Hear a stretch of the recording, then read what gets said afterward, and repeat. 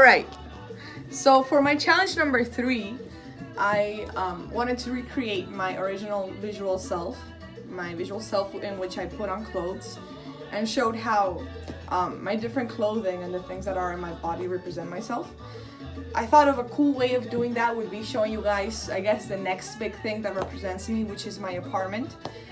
This is the first apartment I've moved into ever by myself, and I can't say my mom was super happy with it when she got here. This was in a pretty bad condition, and I definitely got scammed. It was pretty naive, but I think I've turned it around pretty well. I love this apartment now, and I love what I've done with it. I basically handpicked everything that's in it. So I'll show you guys some of the things that are very important to me today. Here we go.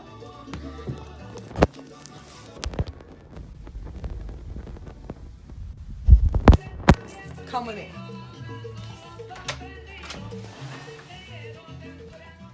Okay, so we'll start outside. The first thing I'll show you guys, it's my mezuzah. I'm Jewish, and this was very important for me to put in there because usually the men put it, and I called my grandma up and I was like, can I put it myself? And she was like, of course.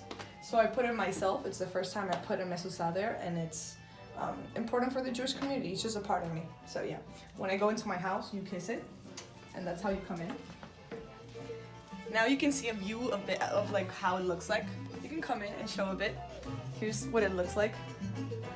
And basically, it's a small little apartment. It's in front of the Prudential, and I think I've done a pretty good job. Come here, I'll show you guys a bit of what I'm talking about. Let me just close the door, of course. Okay, so first are my refrigerator picks. I'm gonna show you.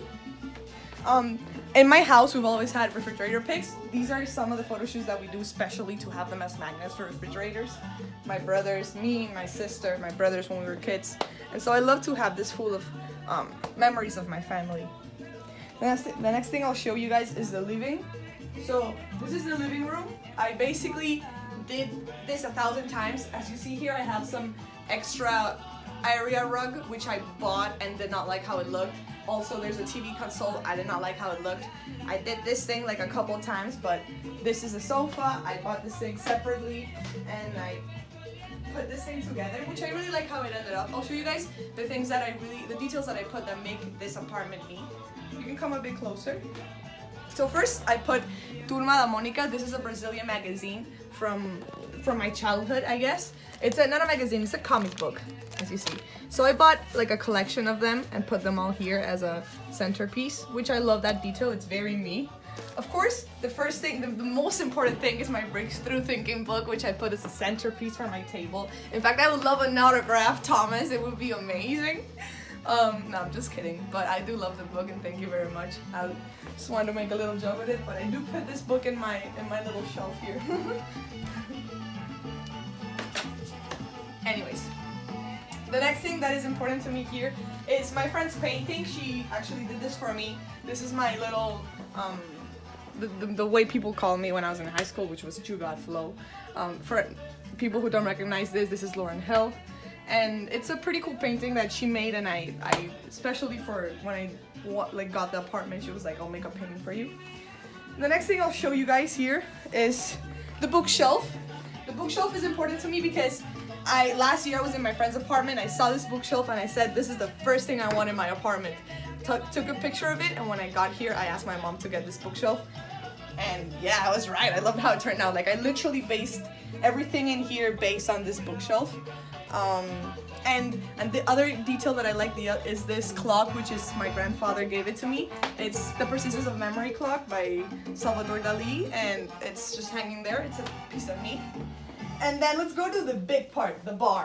So I really wanted a bar. In my house, we've always had bars, and we make them like this, full of like this 10 signs that are in usual bars. So I just wanted to do this. I wanted to make it like cost effective. So I just bought this table with the seats, which is like plastic. It looks good, but it's plastic.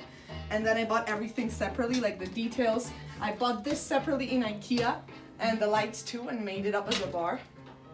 And yeah, so the one thing that I wanted to show from here, apart from the bar, was these cups, which are these glasses are my grandma's glasses from her wedding. and she gave them to me. She told me, when you start a bar, here it is. So they're very important to me. I've broken a couple of them, which sucks, but they are like crystal cups from my grandmother's wedding in the 40s, which I love to have.